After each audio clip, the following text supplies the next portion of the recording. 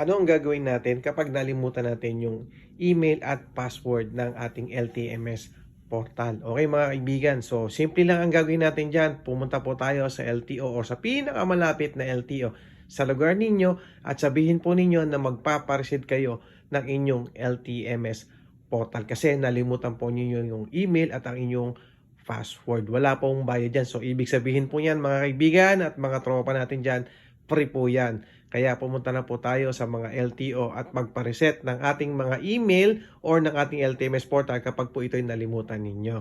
Siyempre, huwag nyo kakalimutan, magdala po tayo ng valid ID. Mas maganda rin na driver's license ang ating dadalhin para po magpa-reset ng bagong LTMS portal, ng bagong email at siyempre ng bagong password. Siyempre, huwag nyo kakalimutan yan kapag meron na kayo, okay? So, yun lang. Maraming salamat. Sana nakatulong ang video na to. Bye-bye! Thank you.